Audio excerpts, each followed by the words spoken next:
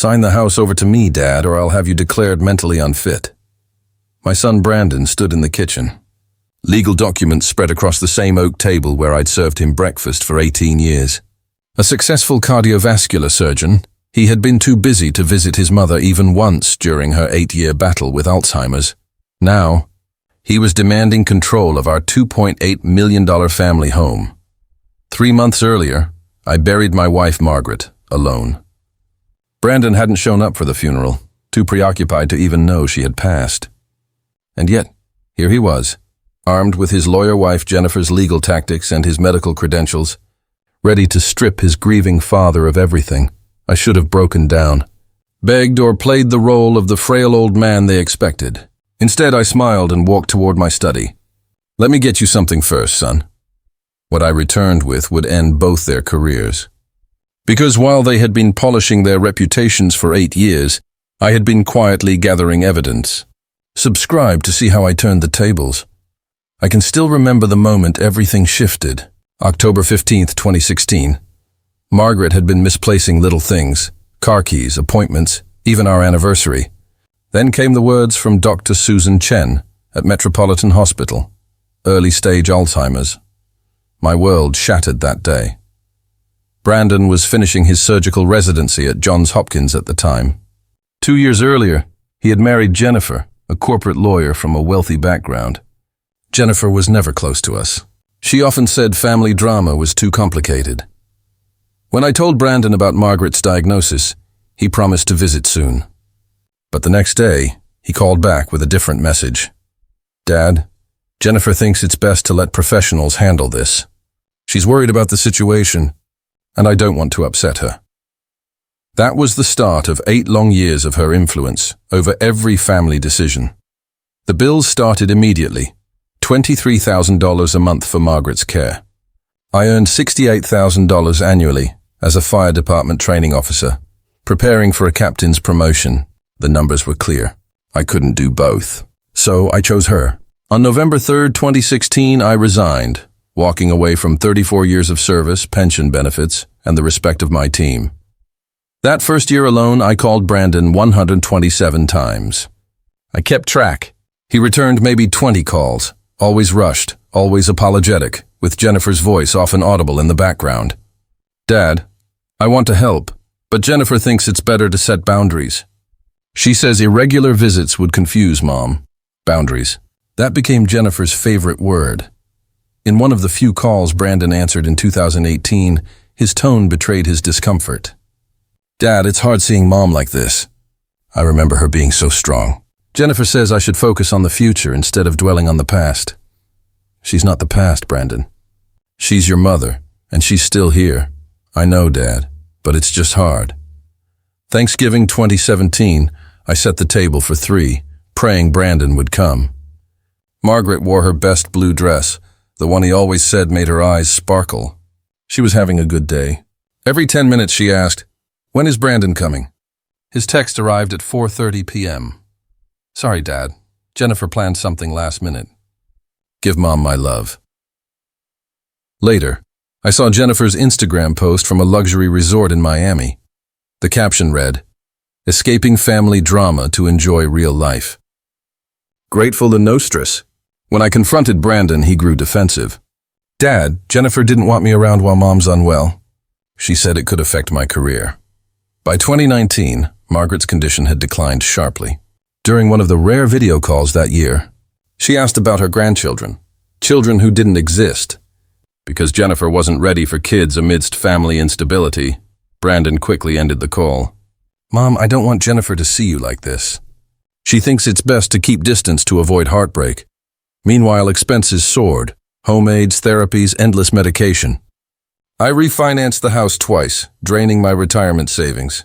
When I sent Brandon copies of the bills hoping he'd step in, his response was cold. "Dad, have you looked into state assistance programs?" Jennifer found some options online. State assistance for his mother, the same woman who had worked 2 jobs to put him through medical school. Christmas 2020 was especially cruel. Margaret had been asking for Brandon for weeks. I decorated the house just the way she used to, praying for a miracle. On Christmas Eve, I called him, "Son, your mother's struggling. She keeps asking for you. Could you come, just for one day?" "Dad, Jennifer booked us a ski trip in Aspen. She told me I had to stop supporting Brandon's emotional dependence and focus on my own marriage." That same night, Jennifer posted on Instagram champagne glasses in a luxury ski lodge, captioned, "Finally learned to put our relationship first." Boundaries, Jiao, self-care.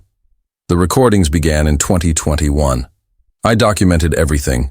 Missed calls, excuses, Margaret's tears when Brandon didn't show up. In one painful call from 2022, Brandon's guilt surfaced. "Dad, I know I should visit more, but every time I try, Jennifer says the situation is toxic. She says watching Mom decline isn't good for my mental health." I asked, "What about your mother's mental health, Brandon?"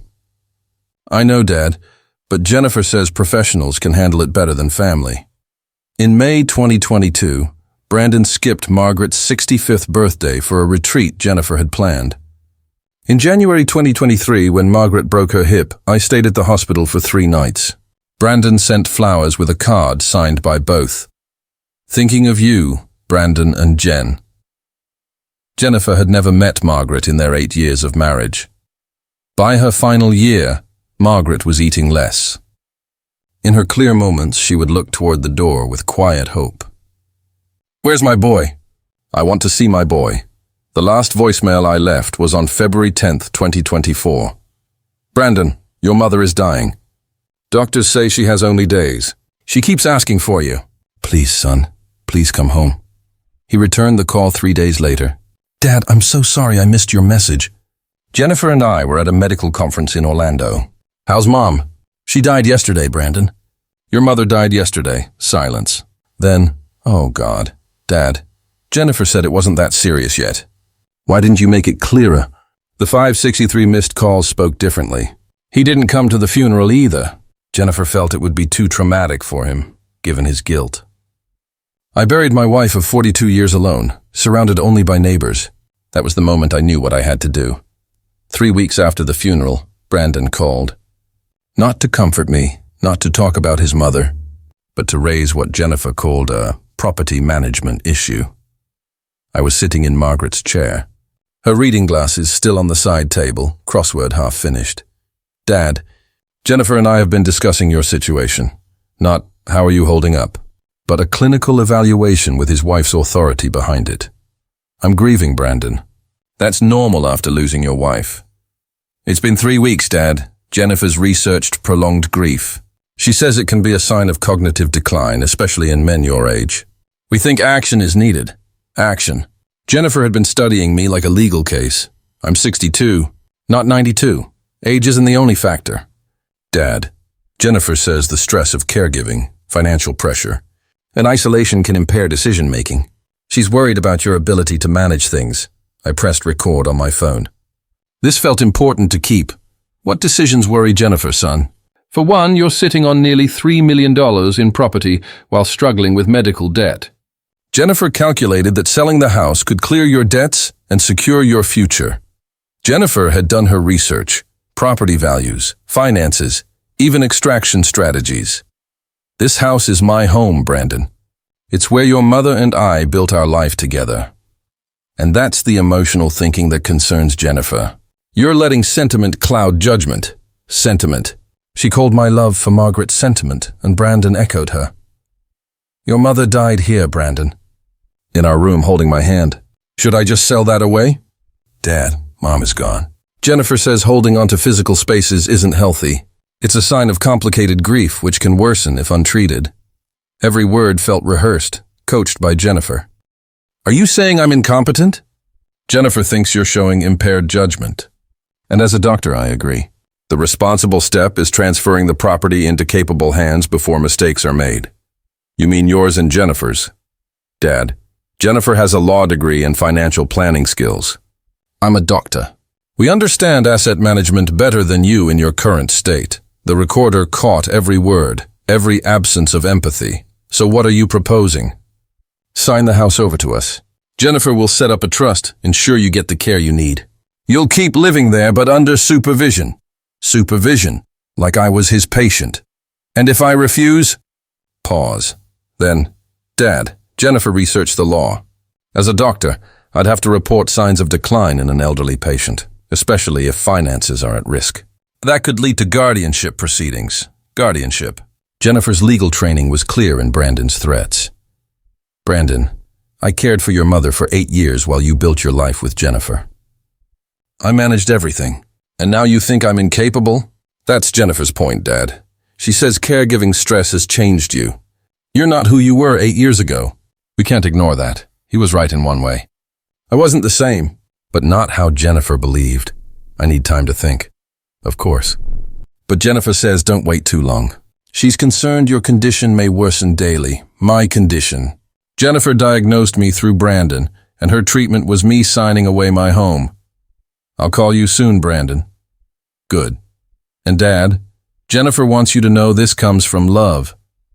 We're protecting you from mistakes you'll regret. Love. After 8 years of keeping him away from his dying mother, she called this love. I ended the recording, 24 minutes. 12 seconds of my son dismantling my competence under her direction. What struck me most wasn't his harshness, but his complete surrender to her. Every word was hers. Every justification came from her research. Even his medical credentials were being used at her direction. The man who once felt too ashamed to visit his dying mother was now willing to steal from his grieving father, all because his wife demanded it. I sat in Margaret's chair for a long time, reflecting on the son I had raised versus the man Jennifer had shaped. Brandon had always been susceptible to influence, but I had hoped marriage would give him stability, not turn him into someone else's weapon. Then I picked up the phone and called Patricia Miller. Patricia, it's Richard Wilson. I need to discuss urgent legal matters concerning my son and his wife. The battle Jennifer had started was about to end very differently than she expected. Patricia Miller's office felt like a refuge. I'd been there many times over the years, but this visit carried the weight of finality. Richard, I'm so sorry for your loss, Patricia said. Margaret was truly remarkable. Thank you, I replied. She always said you were the only lawyer who treated people like people, not billable hours. I placed my phone on her desk and pressed play. 24 minutes of Brandon and Jennifer's coordinated attempt to undermine my mental capacity. Patricia's face darkened with each passing minute. Richard, this isn't just elder abuse, she said finally. It's a calculated legal and medical conspiracy. Your daughter-in-law has clearly studied guardianship law, and your son is providing the medical cover. Can they succeed? I asked. They can try, she said. But it would require multiple independent medical evaluations, court hearings, and substantial proof of cognitive impairment. Jennifer's legal background gives her an edge, but based on what I've seen, their case would be very difficult to prove. Some of the tension eased from my shoulders. What are my options? Patricia opened her legal pad. We could wait and defend, but given how coordinated they are, I'd recommend going on the offensive. Document everything. Build a detailed record of their actions, and consider securing your assets before they move to challenge your competence. I thought about the 8 years of evidence sitting in my filing cabinet. Missed calls, broken promises, documented abandonment, all while Jennifer encouraged Brandon's absence. Patricia, what if I told you I had 8 years of evidence showing Brandon abandoned his dying mother at Jennifer's direction? Phone records, recordings, financial documents proving I handled everything alone while Jennifer kept him away. Her pen stopped. That would destroy their credibility. Elder abandonment orchestrated by a lawyer spouse using a doctor husband as the instrument. That's career-ending territory. And what if I wanted to sell the house entirely? You're serious? Yes. I've been considering this since Margaret's funeral. Our empty home feels like a mausoleum. But more than that, I realized Brandon was right about one thing. I'm not the same man I was 8 years ago. I'm stronger now, and I'm done being manipulated. I want to sell the house, Patricia, to the Alzheimer's Research Foundation. Margaret always said if her suffering could help other families, it would give her illness meaning. Patricia's eyes widened. Richard, that's a $2.8 million donation. Are you sure? I've never been more sure of anything, I said. And Brandon and Jennifer, they can find out with everyone else. We spent 2 hours finalizing the details. The house would be transferred to the Alzheimer's Research Foundation at fair market value, funding a new research wing in Margaret's name. I'd retain residence rights for 1 year while planning my next steps. There's one more thing, I said as we finished the paperwork. I want Brandon and Jennifer to learn about this sale in a very specific way. I explained my plan. Patricia listened, her expression shifting to amazement. Richard, well, it's certainly poetic justice. But are you prepared for the public nature of this confrontation? Patricia, Jennifer researched how to take my house using Brandon's medical degree as leverage. Brandon threatened to have me declared incompetent so they could inherit property I was supposedly too unwell to manage. I think public accountability is exactly what they deserve. She nodded slowly. Jennifer's legal career could be severely damaged by this exposure. Good, I said. She spent 8 years keeping Brandon away from his dying mother, then tried to steal from his grieving father. Her career deserves to be damaged.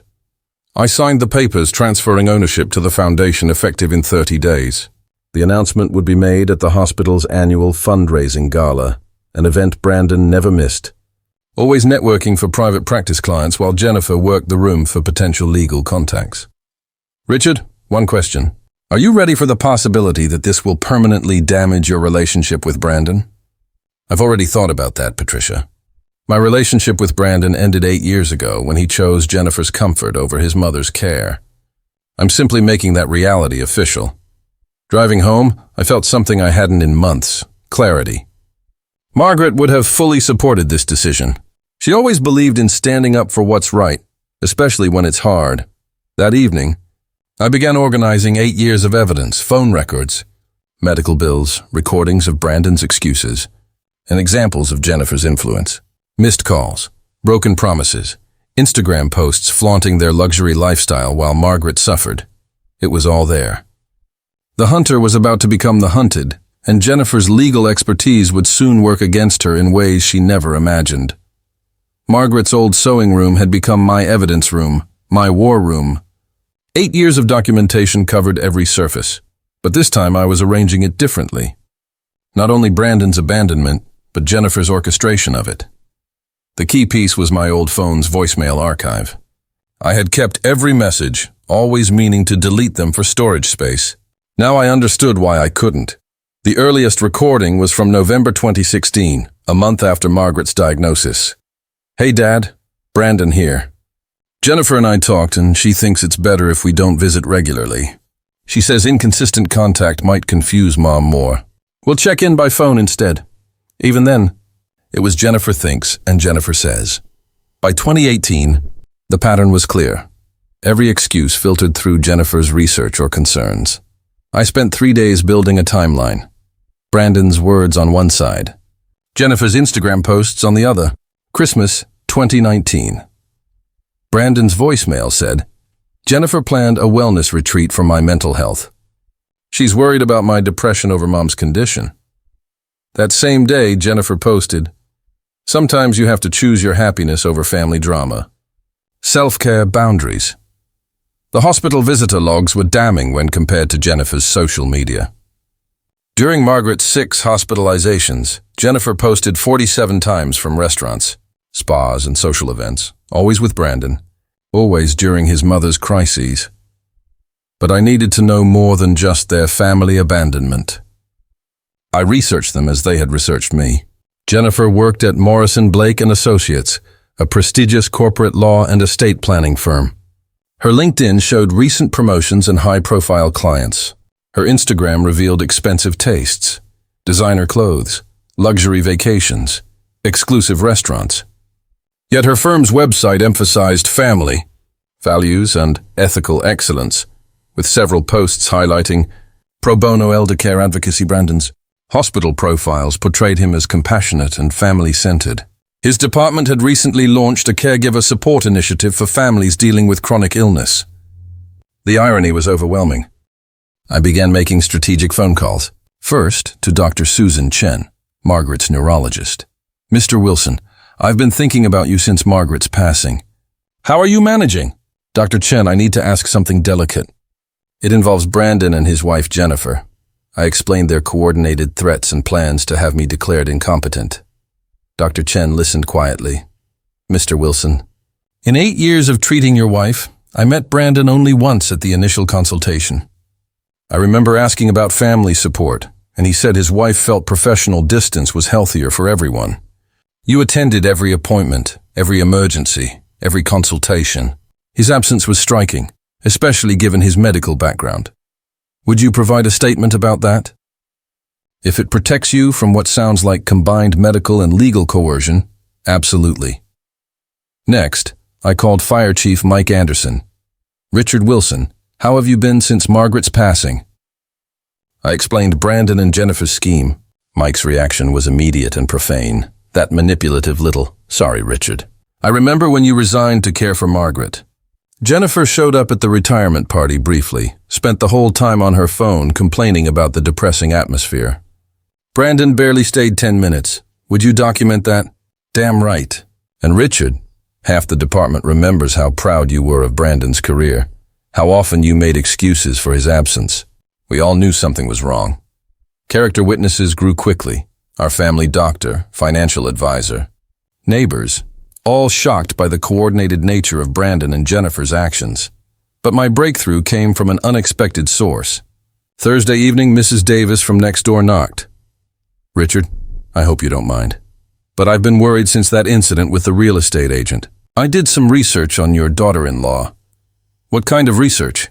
"Well, my nephew works at Morrison, Blake & Associates. He said Jennifer had been boasting about an upcoming family inheritance. She was already looking at houses in Scottsdale, telling colleagues her husband's father was finally acknowledging his own limitations. Suddenly, everything became clear. This wasn't just about a house. Jennifer had been plotting and bragging about taking from me while I was still mourning my wife. "Mrs. Davis, would your nephew be willing to confirm what Jennifer said at work?" "Oh, Richard, it's worse than that," she replied. "She's actually sent emails about it. My nephew works in IT. He's seen the firm's internal messages about potential conflicts of interest when lawyers inherit property through family legal actions." By Friday evening, I called Brandon. Time to let him believe he was winning while I secured the last pieces of evidence. "Son, I've been thinking about what you and Jennifer said. About the house. About my mental state. I'm glad you're being rational about this, Dad. I'm scared, Brandon. Maybe Jennifer's right. Maybe I'm not thinking clearly anymore." I could hear his relief. "It's okay, Dad. Jennifer has already reached out to estate planning specialists. We'll handle everything." Of course she had. Brandon continued. "Jennifer found a great elder law attorney who specializes in these transitions. She's confident we can transfer everything smoothly. When do you want to move forward?" "Soon, Dad. Jennifer says the longer we wait, the greater the chance you'll make mistakes that could complicate the process." "Okay, son. Whatever you and Jennifer think is best." After hanging up, I sat in Margaret's chair and smiled. They thought they had won. Brandon was likely already telling Jennifer about my supposed surrender, and she was probably already planning how to spend my money. What they didn't know was that every conversation was being recorded, every threat documented, and every piece of evidence organized for maximum impact. The trap was set. I just had to wait for them to step into it, at the hospital fundraising gala, where Jennifer's legal colleagues and Brandon's medical associates would witness their downfall. 2 weeks later, Brandon made his move. I was sitting on Margaret's memorial bench in our neighborhood park when his silver BMW pulled up at my house. 2 people climbed out. Jennifer stepped from the passenger seat first, tall, blonde, wearing a designer suit that likely cost more than most people's monthly rent. She moved with the confidence of someone about to close a lucrative deal. A real estate agent followed, carrying measuring tools and a portfolio. Even from 2 blocks away, I could see Jennifer directing the process like a general. I stayed on the bench, watching through the oak trees as they walked around my property. Jennifer pointed out features with proprietary confidence, taking photos on her phone. The agent measured the yard while Jennifer peered through windows as if already planning renovations. Mrs. Davis was in her garden, close enough to overhear them. Perfect. I walked home slowly, timing my arrival for maximum effect. "Dad, there you are," Brandon called out, his cheerfulness forced. "I'd like you to meet Linda Patterson from Premium Properties." Jennifer found her. "She specializes in family transitions." Linda extended a manicured hand. "Mr. Wilson, your son and daughter-in-law explained your situation. I'm very sorry for your loss. Jennifer had briefed her thoroughly, painting me as an incompetent old man whose family was nobly rescuing him from poor decisions. "Thank you," I said quietly. "Though I'm confused why you're here." Jennifer stepped forward smoothly. "Richard, we discussed this with Brandon. The house sale, remember? I researched several agents, and Linda has excellent reviews for handling estate transitions. She spoke to me like a child, her legal training evident in every calculated word. But Jennifer..." I never agreed to sell the house. Brandon and Jennifer exchanged a look, the kind attorneys share when a witness refuses to follow the script. "Dad," Brandon said patiently. "We had a very clear conversation. You said you were scared, that you couldn't handle the house anymore, that you wanted Jennifer and me to manage everything. The gaslighting was textbook, public, confident, designed to make me question my own memory while establishing their version of events for witnesses. I'm sorry," I said louder now. "But I think there's been a misunderstanding. This is my home. My wife just died here 3 months ago. I'm not selling anything." Linda looked uneasy, but Jennifer stepped in again. "Richard, this is exactly what we've been worried about. The confusion, the memory issues. Dr. Wilson explained grief can sometimes affect cognitive function in older adults. Jennifer was building a public record of my supposed incompetence while presenting herself as the concerned family member. Mrs. Davis had stopped pretending to garden. She was listening intently, her expression growing more serious. "I'm not confused," I said clearly. "I never agreed to any sale." "Dad, please," Brandon interrupted, embarrassment creeping into his voice. "You're making this harder than it needs to be." "Making what harder?" Mrs. Davis called out, stepping closer to the property line. Jennifer turned on her professional charm. "Just some family financial planning, Mrs. Davis." "I've lived next to Richard and Margaret for 20 years, Mrs. Davis said firmly. "Richard's one of the sharpest men I know." Jennifer's smile tightened. "I'm sure he was, Mrs. Davis, but grief can change people." "Richard," Mrs. Davis said, "do you want to sell your house?" "No," I said clearly, loudly enough for everyone to hear. "I absolutely do not." Brandon's face flushed. "Dad, you're not thinking rationally." "I think we should reschedule," Linda interrupted, backing toward her car. As Linda drove away, Jennifer's composure finally cracked. "This isn't over, Richard. Brandon's medical assessment stands, and I've already researched our legal options." Mrs. Davis was still watching, and I knew she would remember every word of Jennifer's threat. "We'll see about that," I said calmly. "We'll see about that." Jennifer's public humiliation in front of Mrs. Davis triggered a calculated damage control campaign. Within days, she was working every angle to protect both her legal career and their planned inheritance. It began with social media. Jennifer, usually quiet about family, suddenly became the devoted daughter-in-law, sharing memories of Margaret. Photos appeared of her and Brandon at various events with captions about the challenges of supporting family during difficult transitions and making hard decisions with compassion and professionalism. The posts were expertly crafted.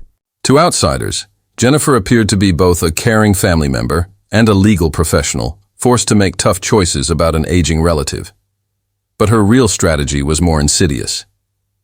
3 days after the real estate incident, Dr. Susan Chen called me. "Mr. Wilson, I've been seeing concerning activity in professional forums. Your daughter-in-law has been posting in legal groups about medical legal coordination in elder care cases." "What do you mean?"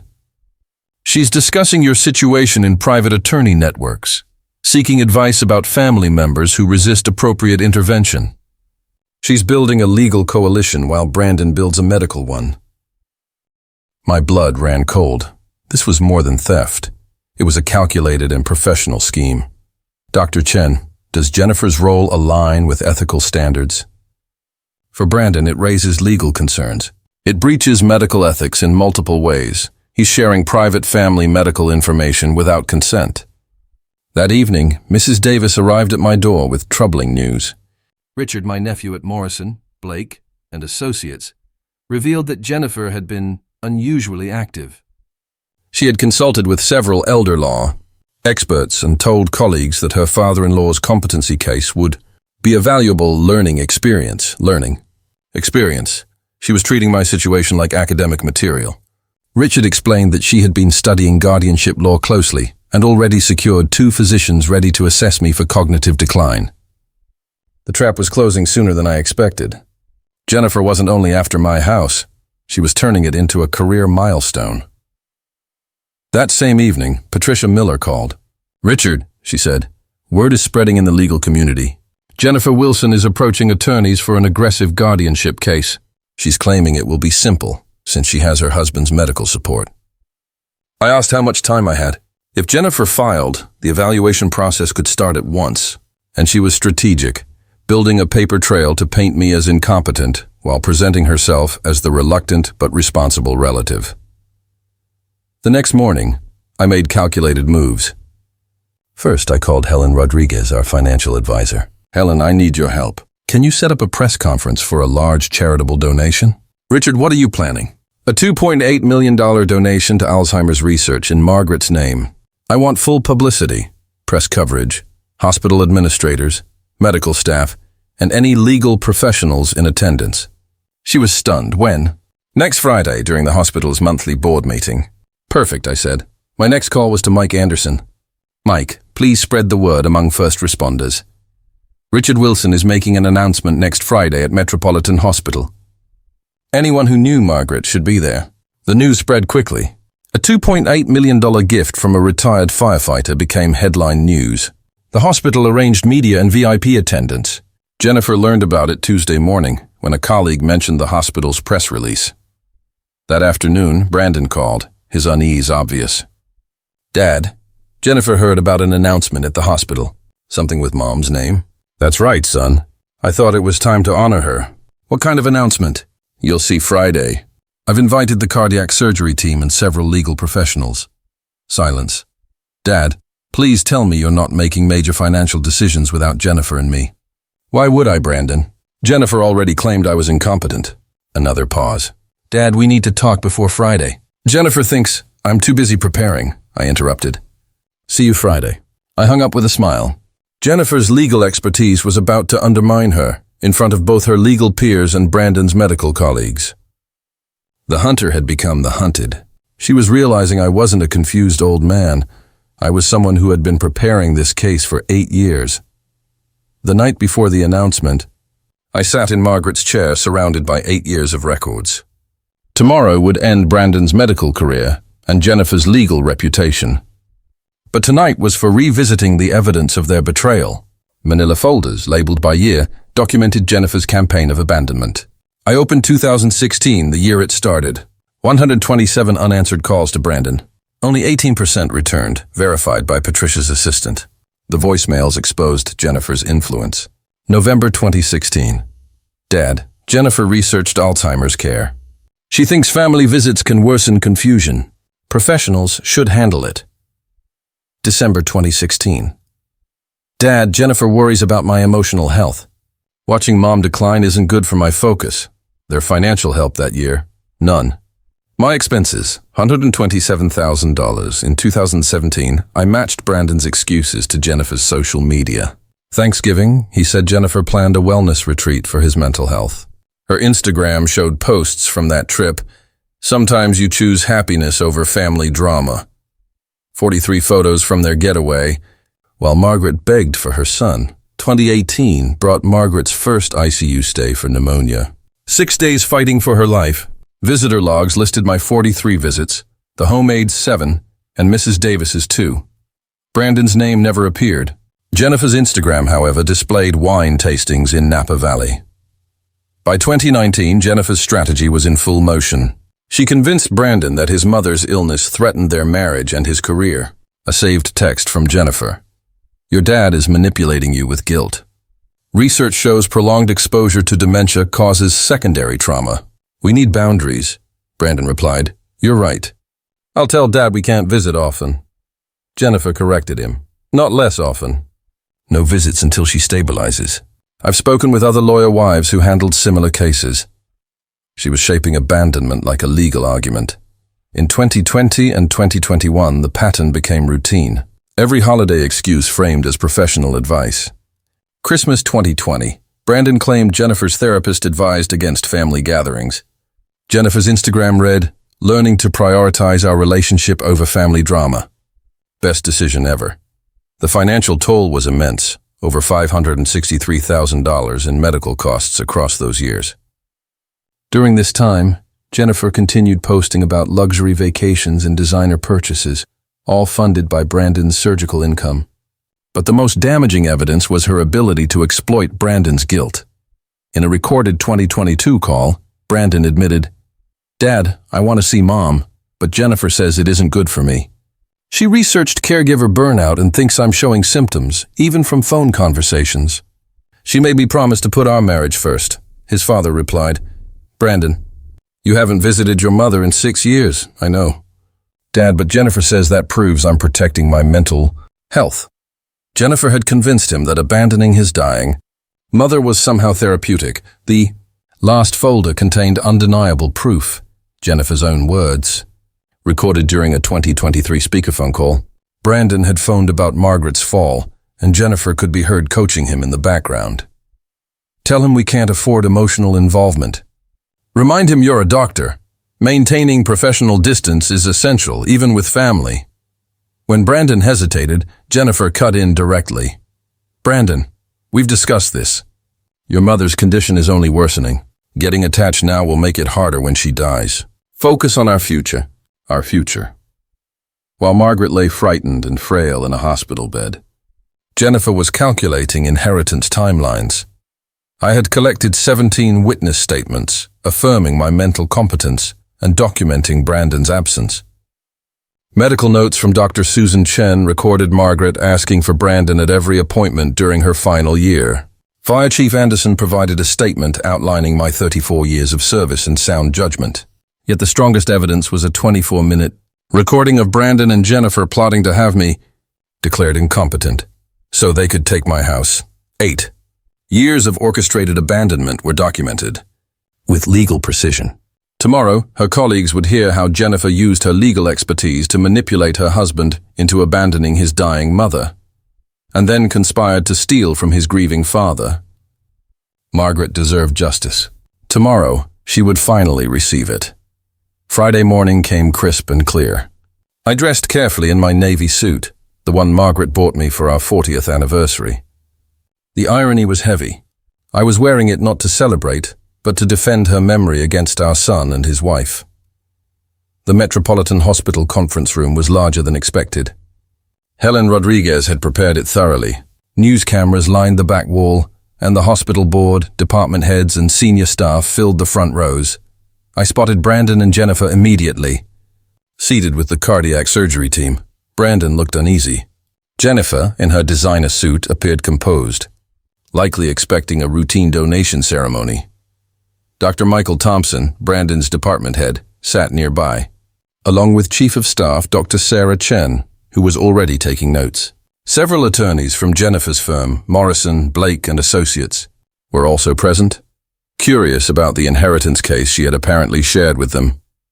Helen introduced me warmly, highlighting my years of fire department service and dedication as a caregiver during Margaret's 8-year battle with Alzheimer's.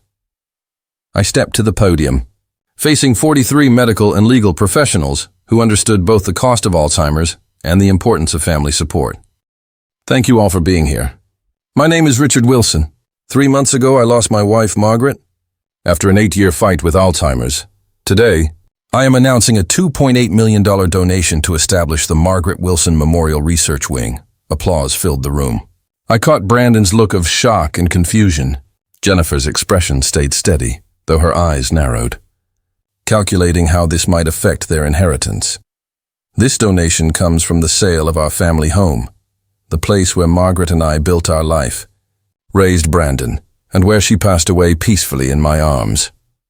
Several colleagues smiled warmly toward Brandon, assuming this was a proud family moment. But this gift is about more than research funding. It's about honoring caregivers, the ones who sacrifice daily, often without recognition. Dr. Thompson nodded in agreement. The message aligned with what the medical community valued. Over those 8 years, I learned that caregiving isn't about professional titles or medical expertise. It's about showing up day after day, no matter the cost.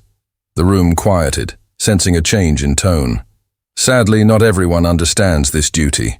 Some think professional credentials can replace personal commitment. Others use their legal training to rationalize abandonment. Jennifer's composed exterior began to crack. This wasn't the ceremony she had envisioned. Just 3 weeks ago, my son Brandon and his wife Jennifer questioned my mental competence. They argued that my grief proved cognitive decline and suggested I transfer my house to them for protection. Murmurs swept through the room. Dr. Thompson's expression shifted from approval to concern. Jennifer's colleagues now leaned in, listening closely. Brandon believed he could diagnose me over the phone. Jennifer researched the legal process for declaring me incompetent. Together, they devised a plan. I reached into my pocket and pulled out my phone. Allow me to share a recording of their discussion. Brandon stood. "Dad, this isn't the place," Dr. Chen interrupted firmly. "Brandon, sit down." "Let your father continue," I pressed play. Brandon's voice filled the room, clinical and detached, with Jennifer's coaching audible in the background. "Dad, Jennifer believes you're showing signs of poor judgment. The responsible thing would be to transfer the property into competent hands before you make irreversible mistakes." "Competent hands?" I asked. "Yours and Jennifer's?" "Dad, Jennifer has a law degree and financial expertise. I'm a doctor. We understand asset management better than someone in your emotional state." Jennifer's voice came through, instructing him. "Tell him about the legal options." "Brandon." The recording continued for 3 tense minutes. Brandon's medical threats, Jennifer's legal maneuvering, and their joint plan to seize my home while I mourned my wife were laid bare. When it ended, the silence was overwhelming. Jennifer's colleagues looked at her with visible disbelief. I began. "I'd like to provide context for their professional judgment of my capacity." Opening my presentation folder, I explained. During Margaret's 8-year illness, Brandon called me 563 times but returned only 97 of my calls, a 17% response rate. Yet the real story lies in his voicemails. I pressed play again. Brandon's 2017 voice filled the room. "Dad, Jennifer researched Alzheimer's care. She says family visits in early stages actually cause confusion." Immediately, Jennifer's Instagram post from the same week appeared on the screen. "Sometimes you must choose happiness over family drama. Boundaries work." Gasps spread across the room. Dr. Thompson scribbled furiously. "Over 8 years, Margaret was hospitalized 6 times. The visitor logs confirm my presence for every admission, procedure, and consultation. They also show Dr. Wilson never once visited his dying mother." Eyes turned toward Brandon. His face flushed, while Jennifer's expression stayed composed. Her legal training holding steady. The financial burden of Margaret's care totaled $563,000. I covered every expense, while Dr. Wilson and his wife shared posts about vacations and luxury shopping, supported by his surgical income. I presented Jennifer's social media activity. This Napa wine tour was posted while Margaret was in ICU with pneumonia. This designer spree coincided with her hip fracture. Her colleagues stared more openly now, one taking notes, likely weighing the ethical impact. Most revealing, however, was Jennifer's legal orchestration of this neglect. Another recording played, Jennifer's voice coaching Brandon. "Your dad manipulates you with guilt. Research shows extended exposure to dementia patients causes secondary trauma. We need distance until she stabilizes." Shock rippled across the room. Jennifer rose sharply. "This violates privacy. These recordings were made without consent." Patricia Miller spoke firmly from the back. "Arizona law allows single-party consent. Your husband's participation gave approval." Jennifer's face paled as she realized the legal trap. I continued. "For 8 years, Mrs. Wilson convinced my son that abandoning his mother was therapeutic, while plotting to strip me of my home. When Margaret was dying, I left Brandon a voicemail saying she had days left. He called back 3 days later, after she had passed. His excuse? Jennifer assured him her death wasn't imminent enough to cut short their trip. Dr. Chen turned to Brandon. "Is this accurate?" His voice dropped. "Dad," Jennifer said, "Dr. Wilson." Dr. Thompson stood. "We must review your employment status." "My office now," Jennifer finally broke. "This is character assassination. Richard is fabricating stories during a breakdown." One colleague interjected, Mrs. Wilson, please stop speaking. You're worsening this. Another attorney was already on his phone, likely notifying their ethics board. I'm almost done, I said calmly. The Margaret Wilson Memorial Research Wing will open next year, funded by the sale of the home where she spent her final years, surrounded by those who truly cared. The applause was quiet, uncertain. Yet several people approached afterward with support and condolences. As I moved toward the exit, Jennifer cornered me. Her professional mask had slipped. You've ruined us both, Richard. Brandon's career, my practice. I answered, No. You ruined yourselves. I simply documented it. Brandon appeared beside her, tears forming for the first time in 8 years. Dad, I'm sorry. Jennifer convinced me staying away was best, and I was too ashamed to see Mom's decline. It's too late, Brandon. Your mother died asking for you. In the parking lot, Mrs. Davis embraced me. Richard, Margaret would be proud. You honored her and yourself. For the first time in months, I felt peace. 6 months later, I stood in the Margaret Wilson Memorial Research Wing as the final equipment was installed. The 3,000-square-foot laboratory, fully funded by the sale of our family home, gleamed with promise. Dr. Susan Chen, newly appointed director, joined me. Richard, this is extraordinary. Margaret would be deeply moved. She always said if her suffering could aid others, it would give meaning to her illness. Consequences followed quickly.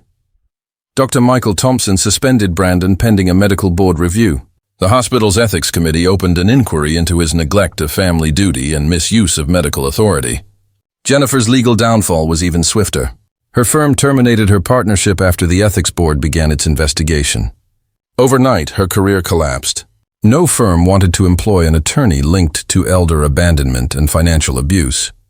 The most unexpected result came 2 months later. Brandon called one evening, voice broken.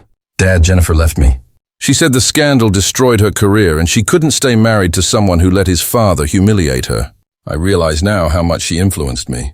I was ashamed to face Mom's decline, and Jennifer made it easier to stay away. I know it's too late, but I'm sorry. Brandon, your mother died asking for you. That cannot be undone. He hesitated, then asked, Could we try to rebuild something?